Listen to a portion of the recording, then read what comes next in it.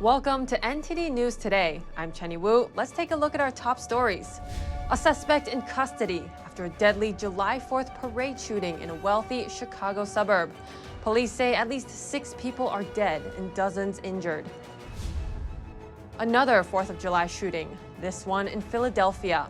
2 officers were shot and are in stable condition after being released from the hospitals. No arrests have been made yet.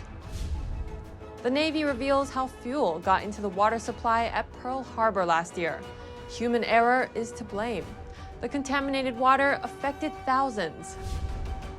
Boston's traditional Independence Day celebration made its return on July 4th. The event featured a grand parade and the reading of the Declaration of Independence.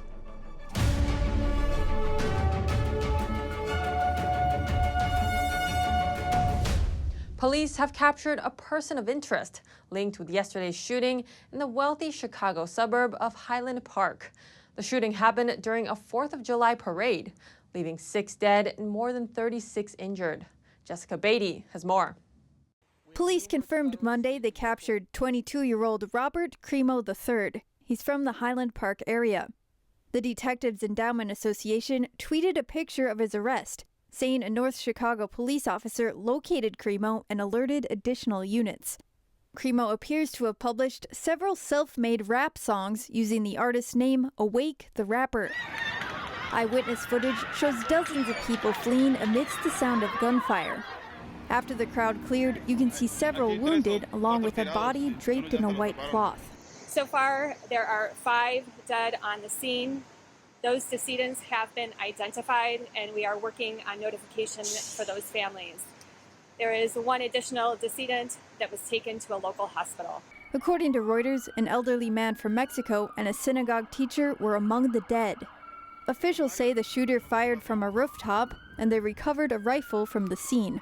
So the roof was a business, and it looks like access to the roof via a ladder in an alley was unsecure.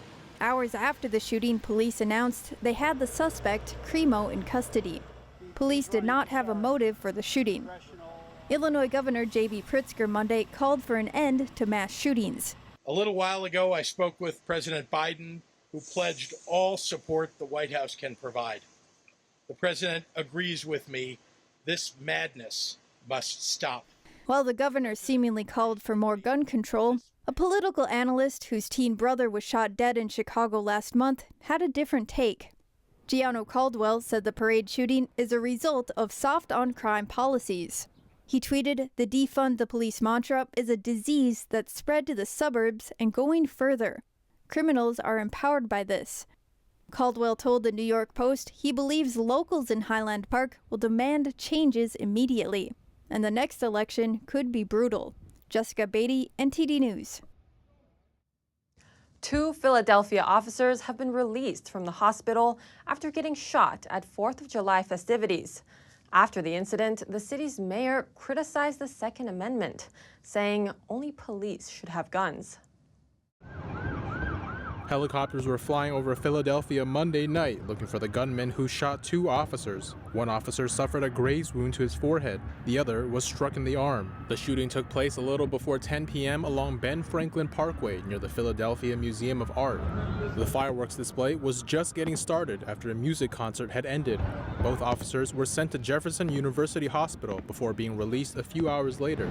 Standing outside the hospital, the city's mayor told reporters that the Second Amendment puts Americans in danger. In his words, "I was in Canada 2 weeks ago, never thought about a gun. The only people I knew who had guns in Canada were police officers, and that's the way it should be here." He added that if he could take care of guns, he would, but that the legislators won't let him. He also told reporters that he's looking forward to retirement because he's always worried something might happen. The mayor said, "Everything we have in the city over the last 7 years I worry about. I don't enjoy 4th of July, I don't enjoy the Democratic National Convention, I don't enjoy the NFL draft. I'm waiting for something bad to happen all the time. So I'll be happy when I'm not here, when I'm not the mayor and I can enjoy things again."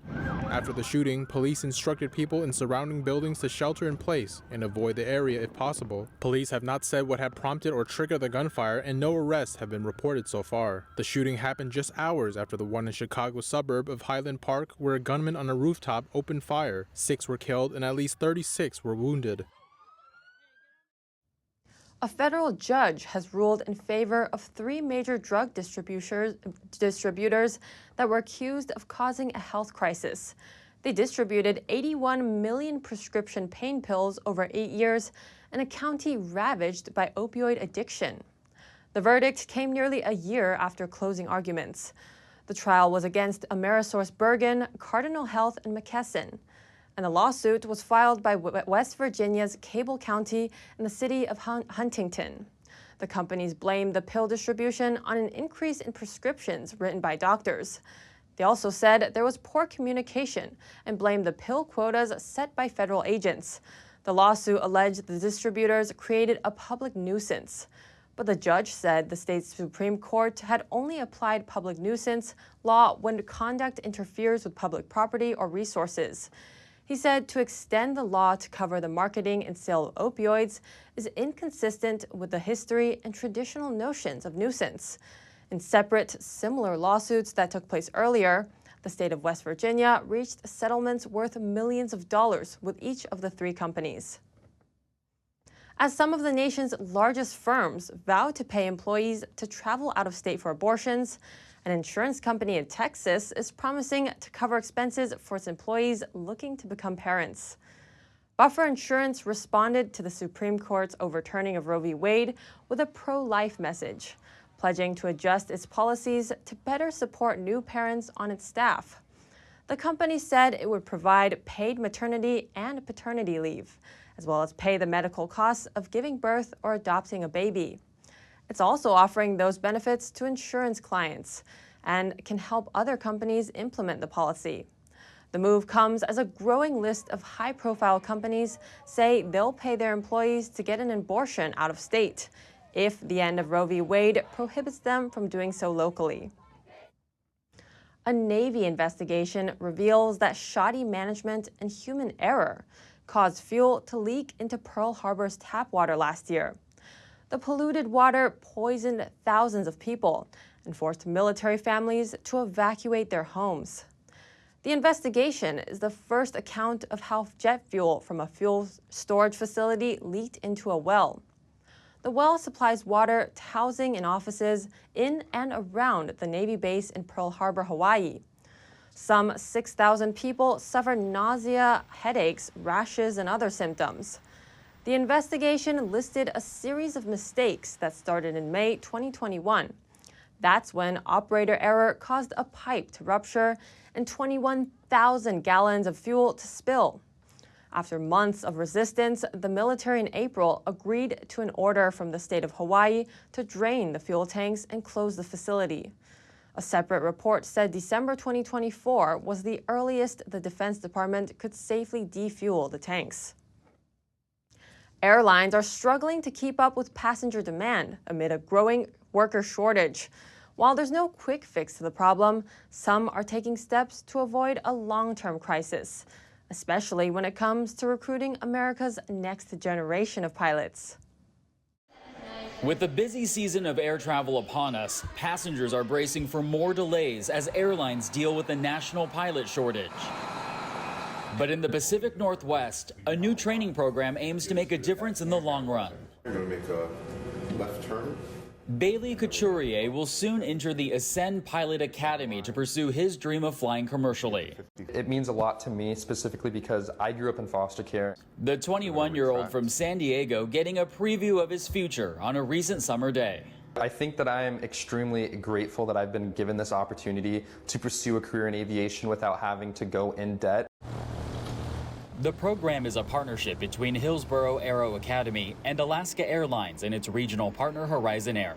Upon enrollment, cadets receive a conditional job offer at Horizon and are eligible for low-interest financial aid and a $25,000 stipend to cover the cost of a commercial pilot license. I get this euphoric feeling thinking to myself, wow, I can't believe this is what I'm doing, and I do know that for a lot of individuals who really want to, they can't because of that huge barrier, the finances. The overall training can cost about $100,000, which is often a barrier to entry. This is definitely life-changing. It's opened a door for me directly to my career and my dream. The FAA requires a minimum of 1,500 flight hours to qualify for an airline transport pilot certificate, which officials say can take 3 to 5 years to complete. Throughout the COVID-19 pandemic, thousands of pilots at major airlines took early retirements, speeding up a pilot shortage that was already taking shape. Officials at Alaska say they'll need to hire 500 pilots a year for the next 4 years just to meet their staffing needs. This program is only one part of building out the pipeline. Despite some of the ongoing issues surrounding the industry, some say now would still be a good time to enter. This is a sector in the economy that's going to be growing robustly. That means that you will have a very good job, and if you like the sky, then, well, the sky is the limit. Coming up, how many hot dogs can you eat? The winner of this year's Nathan's Hot Dog Eating Contest ate 63 in 10 minutes, and that wasn't even his personal best. That and more coming up on NTD News.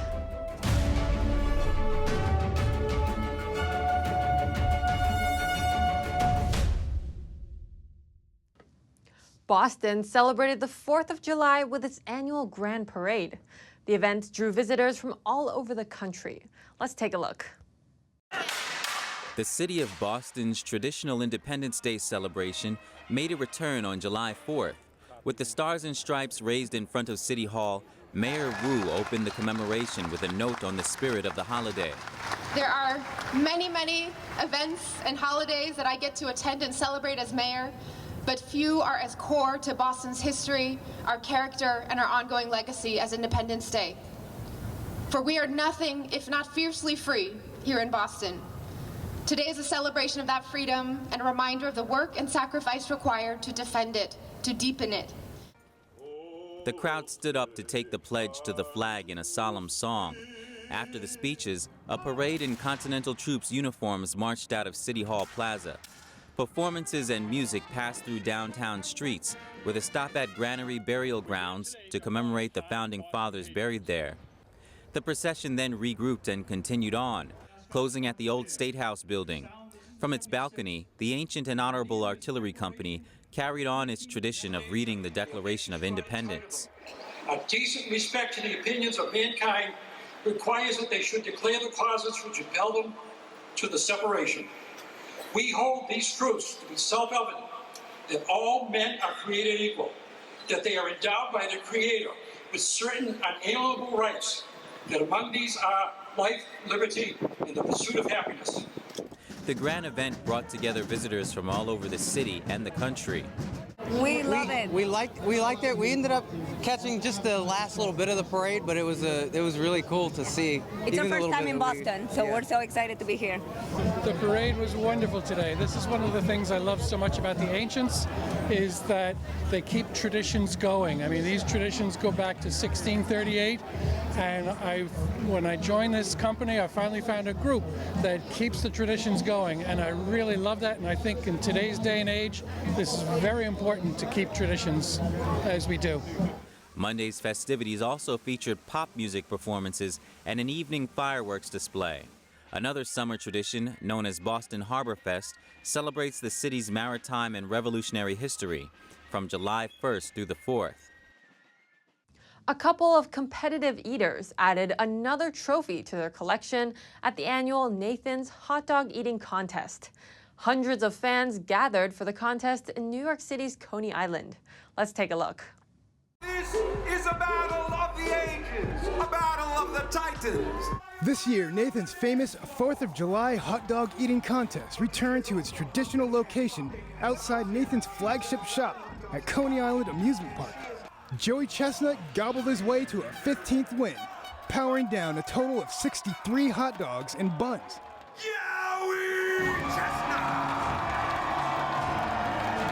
A reporter asked him if he plans to eat anything else for the rest of the day. Probably beer, but yeah, I'm not gonna be hungry for at least till tomorrow. There's something intriguing about it, and there's something. Yeah, I don't know what it says really about America, but it's. I think it shows Americans like to have fun. We like eating, we like competition, and we love 4th of July. Jeffrey Esper was his nearest rival, finishing off 47 and a half hot dogs and buns. And James Webb was in third place with 41 hot dogs and buns eaten. On the women's side, Mickey Sudo took first place after finishing 40 wieners and buns. Defending champion Michelle Lesko managed just 25 hot dogs and buns to take second place. And Sarah Rodriguez finished in third with 22 hot dogs and buns. Audience members said they were excited to watch the contest. Amazement seeing that, how quickly they're able to consume all those hot dogs and buns and water in that short period of time, 10. I tried it one time, the most I can get was 15. So, and I had to stop halfway through. A bunch of guys eating a whole lot of hot dogs and stuff. It's American tradition. You think of barbecues and eating hot dogs and hamburgers, but eating this much consumption is incredible. Because it's a place where we're free to do such things, and we have a day that we can express our gratitude for our nation by doing whatever we want. Chestnut's record was 76 hot dogs and buns, set at last year's competition. Sudo set the women's record at 48 and a half wieners and buns in 2020, but skipped last year's contest because she was pregnant. Fireworks lit up the night sky over the U.S. Capitol and dazzled spectators along New York City's skyline and two huge Independence Day celebrations. The Washington, D.C. fireworks spectacle kicked off shortly after 9 p.m. local time. It was the largest celebration since the pandemic began. President Joe Biden and his family gathered on the veranda of the White House to watch the show. In New York, people gathered along the East River to celebrate the country's independence. They were treated to a massive fireworks display along the city's skyline. People waited for hours to get a good view, and then watched the show from various viewpoints on both sides of the river. It's the 46th year Macy's has hosted the annual show. Nearly 50,000 explosives lit up the sky, and the fireworks launched off 5 barges. U.S. air travel continues to soar, with no major meltdowns at U.S. airports over July 4th. The TSA said it screened more than 11 million people over the holiday weekend. That's the 30th day in a row that saw more than 2 million people pass through airport security checkpoints. Air travel peaked on Friday, when the TSA screened nearly 2.5 million people. That's the highest figure since February 11th, 2020. Holiday weekend air travel was not nearly as bad as it could have been, as short-staffed airlines continue their struggle with flight delays and cancellations. According to FlightAware, there were more than 2,200 U.S. flight cancellations from Thursday to Sunday. And if you have any news tips or feedback for the show, don't hesitate to email us at news.today@ntd.com. Coming up, a Russian scientist dies in custody after Russian authorities arrested him for alleged treason. His family says he was taken away from his hospital bed. And Ikea wants to hold a last online fire sale before closing operations in Russia. The sale was supposed to start today, but may have met with some technical difficulties. That and more here on NTD News.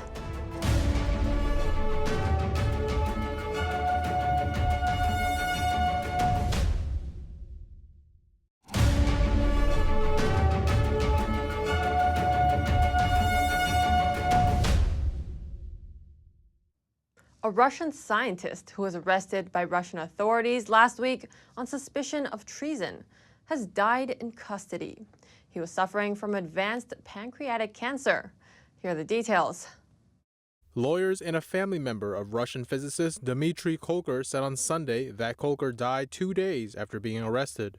He was 54 years old and was a specialist in spectrometry and lasers. He was basically on, for the lack of a better word, life support. He was eating through an IV. And I think everybody was clear that these were his last days. Russian authorities took Kolker away from his hospital bed in Siberia last week, put him on a 4-hour flight to Moscow, and took him to a prison. He later died in a nearby hospital, according to lawyers. He was at the private clinic, and they just disconnected him from the life support machine and got some kind of a release form, a medical release form, saying he did not need treatment, and off into their custody he went. Russian authorities accused Kolker of betraying state secrets to China. His cousin disagreed. He was a scientist. He loved his country. He was working in his country despite many invitations from leading universities and labs to go work abroad. Russian authorities have arrested and charged a number of Russian scientists with treason in recent years for allegedly passing sensitive material to foreigners. Swedish furniture chain Ikea will be open for business in Russia today for the last time. Customers are permitted to buy goods in an online-only fire sale. Ikea still operates 14 malls in Russia and exploring options for its 17 furniture stores there, which remained closed. Starting today, Russian customers can buy remaining goods online for as long as they're in stock. After that, the company will stop its operations in Russia. However, the company says it hopes to return in the future, but that conditions are not in place right now. And even though the online sale is supposed to start today, it was not possible to add items to the online basket as of 11 a.m. in Moscow. Ikea has said it will continue to pay its nearly 15,000 staff in Russia until the end of August. The United Nations Cultural Agency has added a traditional beet soup to its list of protected Ukrainian cultural heritage. This means a victory for Ukraine in an age-old culinary dispute with Russia. The protected dish, known as borscht, is a rich crimson soup packed with vegetables. It comes in several main types: the traditional red beet variety, green borscht made with sorrel, and fish-based variety. The soup is popular in both Ukraine and Russia. UNESCO sees Moscow's invasion as a threat to the status of the dish as part of Ukraine's cultural heritage. The agency thus registered it as needing urgent safeguarding. The new status means Ukraine can now apply for special funds to finance projects promoting and protecting the dish. Moscow has denounced the decision, calling it contemporary Kyiv nationalism. But Ukrainians are cheering about it. They say the decision marks a victory over Moscow. Coming up, the Pakistani military says warships purchased from China are defective. They've detected problems with the ship's missile firing systems. And Taiwanese civilians are taking defense and medical training. This comes after the war in Ukraine raised fears of a similar attack from neighbor China. Learn more in just a moment on NTD News.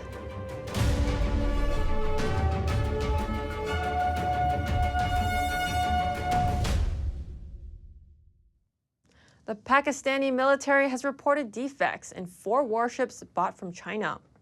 They're said to fail when firing missiles. Let's take a look. At least 4 frigates the Pakistani Navy purchased from China are defective. That's according to a report from the Eurasia Times. The finding is based on analysis from European expert Valerio Fabri. He noted that Pakistan signed a deal with China in 2005 to build F-22P or Zulfiqar-class frigates. They were sold for $750 million and delivered between 2009 and 2013. 3 of the ships were acquired from the China Shipbuilding Trading Company. One was built by Pakistan's Karachi Shipyard and Engineering Works under a technology transfer agreement with China. These frigates were intended to enhance air defense, intercept hostile surface combatants, and run patrols, among other purposes. Such missions require them to possess long-range surface-to-surface and surface-to-air missiles. But the Pakistan Navy detected issues with the search and track radars of the ship's FM-90 missile system. They were malfunctioning during high-power transmissions, so the system was unable to lock onto the target and would somehow disable the missile. All 17 defective infrared sensors on all the ships had to be discarded. Another problem involved the ship's main engines. High temperatures from the exhaust can cause them to run at a low speed, as explained by Fabri. A high degree of degradation was noticed in the engine crankcase and liner, which undermined the coolant chemistry in the ships. Lube oil degradation and deterioration of vibration isolators were some other faults in the engines. According to the Eurasia Times, problems with Chinese-made defense equipment have been well documented. The Pakistan Army used to import VT-4 main battle tanks and heavy artillery guns from Beijing. In February, the country reported quality and reliability problems with these weapons. The Royal Jordanian Air Force and the Bangladesh Air Force claimed similar deficiencies. They both identified performance problems with aircraft procured from Chinese aviation companies. U.S. Forces Korea, or USFK, released photographs of F-35A stealth fighters arriving in South Korea today. It's their first public visit since 2017, as the two allies increase joint military drills. A USFK spokesperson said it was the first public deployment of the aircraft to South Korea since December 2017. The stealth fighters will be in South Korea for 10 days. South Korea's president has sought to increase displays of military power, including joint drills. That's to counter a record number of missile tests conducted by North Korea this year. North Korea also appears to be preparing to test a nuclear weapon for the first time also since 2017. The country has denounced the joint drills as an example of hostile policies. It says the drills prove Washington's offer to negotiate without preconditions is hollow. Russia's invasion of Ukraine has brought a new spotlight to China's threat to Taiwan. Not only soldiers, but the average Taiwanese civilian is preparing for a possible conflict. The war in Ukraine has sparked great concern in Taiwan. There, more civilians are signing up for military and first aid training. They say they're preparing for a possible attack from neighboring China. Many people are paying attention to what is happening in Ukraine. In the past, you might think that war is just something between soldiers, but now it doesn't look like that. Sometimes civilians also need to involve themselves in aid work. Once you're in aid work or resource gathering, you also become a target for the enemy. In New Taipei City, private security company Polar Light Training helps transform citizens into defense and first aid units. People come to get familiar with soft air guns and other military weapons, like a portable anti-tank bazooka. This woman is a patent engineer. It's her first time learning to handle an airsoft gun. This year I saw the invasion in Ukraine by Russia, and I had this feeling. Despite the international community saying they will provide assistance, the help is not going to be there on time. So I think that Taiwanese people should have the ability to defend themselves. The Forward Alliance, a Taiwanese national security and civil defense think tank, provides professional first aid training. Jack Chang is the general secretary of the Taiwan Society of Paramedicine. He says interest in medical first aid is driven by what people see in the news about Ukraine. At each session, we would ask trainees why they would attend first aid classes. Many would mention concerns about the war in Ukraine, so they start to ask themselves, I am a civilian. What can I do to help? What can I do for myself, for my family, or what can I do for others? Lin Ping-yu points out the key to international intervention in a potential conflict in the Taiwan Strait. The war in Ukraine by Russia has confirmed such a theory. Only when people have shown their strong determination to defend themselves and act on it can they convince the international community to help them. Taiwan is a self-ruled island. It's only about 100 miles off the east coast of China. China claims Taiwan as part of its territory, though the Chinese Communist Party has never ruled the island. A Chinese military attack on Taiwan isn't in the immediate future, but the United States is watching the situation closely.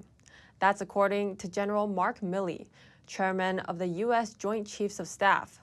When asked by the BBC whether he thought China would attack Taiwan, the top U.S. general replied, quote, "There's no indications or warnings of anything imminent at this time. But again, we watch it very, very closely." Milley confirmed that China is clearly making plans to attack the island at some point, which Chinese leader Xi Jinping has mentioned in public speeches. Milley's comments come amid rising tensions across the Taiwan Strait, a sensitive waterway separating mainland China and Taiwan. And if you have any news tips or feedback for the show, don't hesitate to email us at news.today@ntd.com. Coming up, the flood crisis worsens in Sydney, Australia. Thousands more residents are forced to evacuate their homes, and farmers are trying to save their animals. And a hypercar designed by artificial intelligence The company says it marks a historic transition to a new way of making things. Learn more in just a minute on NTD News.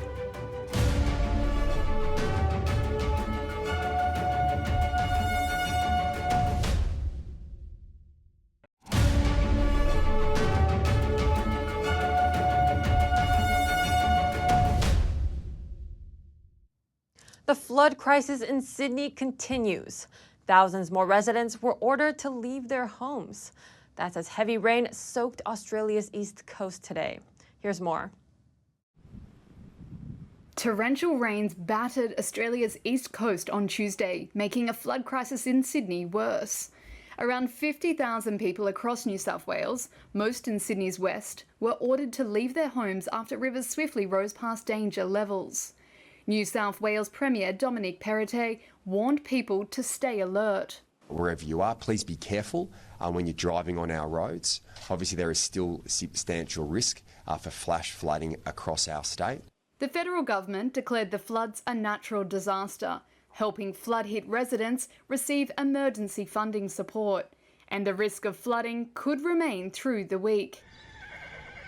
Among the most vulnerable in need of rescue are animals. Horses and cows swam with water up to their necks in search of higher ground in Sydney's outskirts.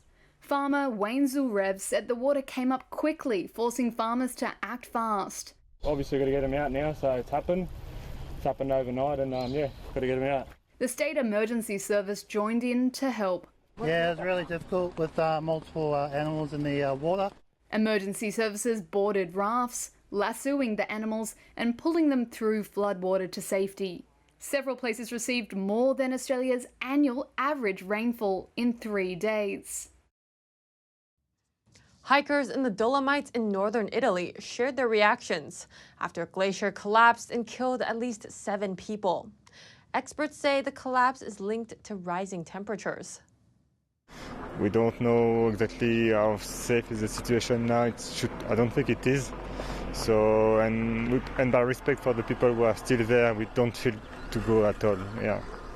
I've never heard of something like this happening, especially in the summertime in July, especially in this region. So it's definitely a surprise to me. Rescue teams resumed the search on Tuesday for 13 climbers who are still missing since part of a glacier gave way in the Italian Alps 2 days ago. A huge mass of ice collapsed on the route usually used by hikers and climbers to reach the summit of the highest peak in the mountain range. With the peak still unstable, rescuers have used drones and helicopters to look for victims. They have also tried to locate them through cell phone signals. Temperatures are usually freezing on the Dolomites' highest peak, but it reportedly reached 50 degrees Fahrenheit over the weekend. Much of Italy has been baking in an early summer heat wave. Scientists say the rising temperatures were making glaciers more unstable. Global tourism is picking up again as countries continue to ease COVID-19 restrictions. In Europe, many places say they're seeing a summer full of sunny optimism and adventure. After 2 years of travel slump caused by the COVID-19 pandemic, Italy is celebrating a summer travel bounce. In Rome, demand for visits to the Sistine Chapel and the Colosseum is higher than ever. There is a huge craving to travel, just like popping a closed bottle. So the moment Italy loosened the COVID security measures at the beginning of April, a tsunami of bookings arrived from the United States in number and at a never-before-seen speed. Before the pandemic, the main group of tourists here came from Asian countries and Russia. But now those visitors are almost completely gone due to COVID-related issues and the war. In their place are droves of Americans. I think it's really refreshing to be able to travel post-pandemic. Just being able to see, I guess, everyone getting back to normal or pre-pandemic. In Western Europe, France is also witnessing a tourism boom. After a frustrating 2 years, people in France and around the world who were imprisoned by COVID were set free quite brutally, and there's a craving to get out in all sectors. Not only that, but in Paris, tourism has already surpassed pre-2020 levels. The Astotel hotel chain said occupancy rates in May this year beat the figures of 2018 and 2019. it took a few weeks, a few months, from the 15th of February, not only to recover, but to overpass the best result we ever had in Paris, in the tourists, and I think it is the same all over France and probably in many countries. According to the United Nations, of the $3.5 trillion global tourism industry, $2 trillion was lost in the pandemic. But as countries ease virus restrictions, the industry is taking off again. The UN World Tourism Organization reported that global international arrivals tripled in the first quarter of 2022, up 182% over the same 3 months last year. That number could rise to 70% of 2019 arrivals by the end of the year. Meanwhile, Russia's invasion of Ukraine has created new pitfalls for the travel industry's recovery. Inflation, supply chain issues, COVID-19 infections, and labor shortages pose further challenges and uncertainties. These could remain obstacles to travel this summer. A company in California is rolling out an unusual hypercar. What makes it unique? Well, it was designed by artificial intelligence software. Let's take a look. The CEO of Zinger Vehicles, Kevin Zinger, says the company's new Zinger 21C hypercar is a glimpse of the future of manufacturing. The car was designed using an artificial intelligence software. I went about form following function and creating the ultimate powertrain architecture and the ultimate design seating architecture, combining it into one vehicle, and then using human creativity and design and engineering connected to an AI-driven machine to create a form follows function design and vehicle that would shatter all records and actually have a purpose for existing as a hypercar. The hybrid supercar has a top speed of more than 250 miles per hour and can get from 0 to 60 miles per hour in less than 2 seconds. Much of its structure is computer optimized and 3D printed, but still looks organic.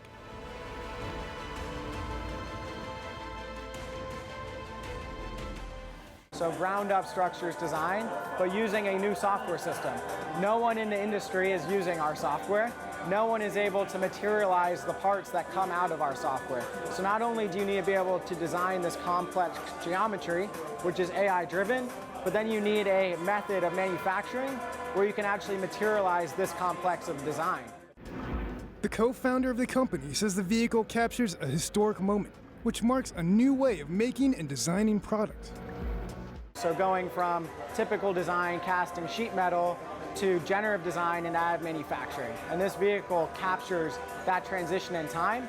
But 5-10 years from now, we're going to see most of automotive using these processes to design all cars, including the cars that we would drive every day on the street.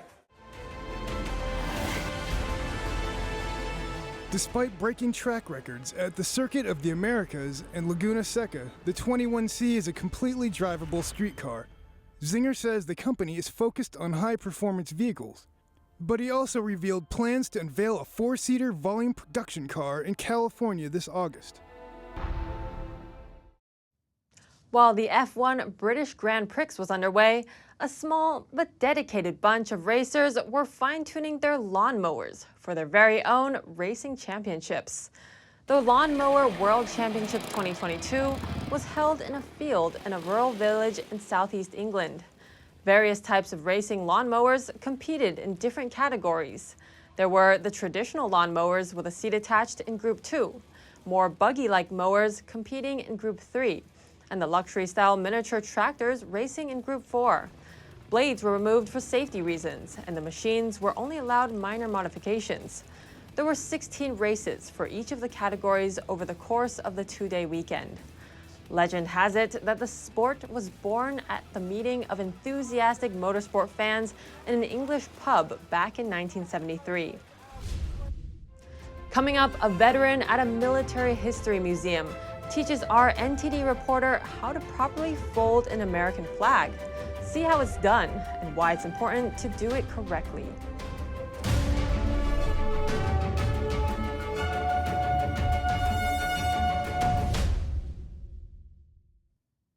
Around the 4th of July, Americans unfurl their flags and let them fly freely. But most people don't know there's a proper way to fold it and put it away. NTD's Eileen Ng learns how to fold the flag from a U.S. veteran. When most people see the American flag, they associate it with freedom. But did you know the process of folding a flag has meaning too? Richard Kiefer was a pilot during the 1960s. He is now a docent on the USS Hornet Museum, teaching the younger generation about U.S. military history, which includes flag folding. Delivering a flag to the relatives of a fallen service member always carries a story. In my presentation of the flag, I've got some idea of what his service was and how he died. But there is a script that we use that's given to us as a recommendation that basically says, we're sorry for your loss, but on behalf of the President of the United States, Secretary of the Navy, Secretary of the Marine Corps, we feel your pain, and on behalf of a grateful nation, we'd like to accept the flag for your deceased person. Kiefer recalls his first time folding an American flag. My first case, if you will, was a corpsman, a Navy corpsman. So he was embedded with the Marine Battalion in Vietnam and saved, on the day he was killed, saved about 47 of his Marines and died in the same action. He got a Silver Star for that. His station had no honor guard at the time, so they had to form one to hold a funeral for the fallen. I'm looking at a young woman who's about 19 years old with a baby he had never seen. And that was just so tough, and it's very, very vivid in my mind right now. And it was a very, very tough thing for me to get out and choke out. But I managed to get through it okay. Flag folding consists of 13 folds, each with a meaning and a verse. First fold, a symbol of life. Each fold is careful, precise, and aligned. When you finish with the folds, it has to look a certain way. You cannot have any white showing, for example, or red showing on the fold. It all has to be the star field, or the canton field, of the flag, so that it represents the final fold, which is the respect of God. By the 13th fold, it should look like a triangle. Kiefer said the triangle represents the hats the sailors and soldiers wore during the Revolutionary War. The flag would then be presented with both hands to the honor guard, with the long side facing out and the point facing oneself. Kiefer says presenting the point first is disrespectful. Now he educates the public about U.S. history and what freedom means to him. That is something that is given to you by people that died for you to have that privilege in this country. Kayla Hurtado, a recent graduate and a teacher, has been fascinated with history since she was young. During the pandemic, she regularly visited the USS Hornet and learned how to fold a flag from Kiefer.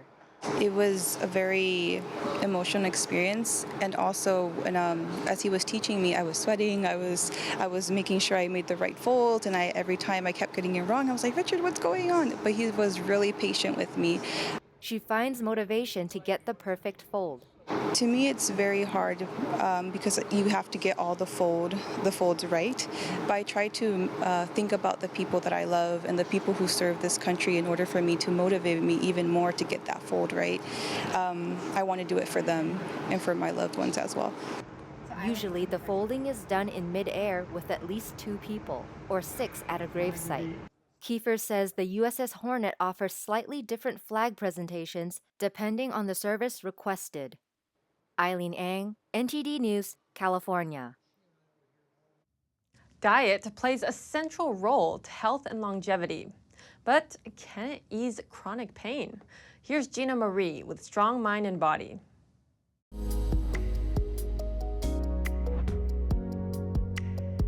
The idiom, you are what you eat, is well accepted when it comes to decreasing your risk for heart disease, type 2 diabetes, obesity, and some types of cancer. But it may come as a surprise that research increasingly suggests that what you put on your plate can either increase or decrease pain. That's because pain, whether it's acute or chronic, results from inflammation, and what you eat and drink can either stimulate or quell inflammation. In fact, research strongly suggests that your diet can contribute to inflammation throughout your body. It's believed that a poor diet that's high in saturated fats, sugar, and highly processed foods that are low in nutrients can negatively affect your immune system. It can also contribute to chronic inflammation, which in turn can trigger pain. A review of studies on diet and chronic pain published in the Journal of Clinical Medicine found that sticking to a healthy diet is key. The Mediterranean diet is a good example. It's linked to lower levels of markers of inflammation found in the blood. The Mediterranean diet is rich in whole grains, dark leafy green vegetables, nuts, legumes, fruits, and seafood. These foods are all rich in nutrients that the immune system needs to function at its peak. The diet also includes olive oil and fatty fish like salmon and sardines. These are rich in omega-3 fatty acids, a fat that has been found to ease inflammation. In your diet, there are many foods to include and several to limit or avoid. Eat more whole grains, beans, nuts, seeds, berries, yellow, orange, and red vegetables, cruciferous vegetables, that's your Brussels sprouts, cauliflower, and cabbage, onions, garlic, salmon, herring, anchovies, sardines, mackerel, plain yogurt with live cultures, fermented foods such as sauerkraut, spices such as cinnamon, ginger, turmeric, rosemary, and cayenne, green tea, and dark chocolate. Remember to get the type that's high in cacao and very low in sugar. What you also want to do is drink less fruit juice, sugar-sweetened sodas, eat less sweets, cakes, I'm talking about cookies, pastries, muffins, donuts, and puddings, processed meat including ham, bacon, sausages, and lunch meat. You also want to eliminate fried foods, in other words, forget the takeout food, seed oils, sugary foods, and refined wheat products like white bread. If you follow this basic diet, then you do have a chance for easing chronic pain.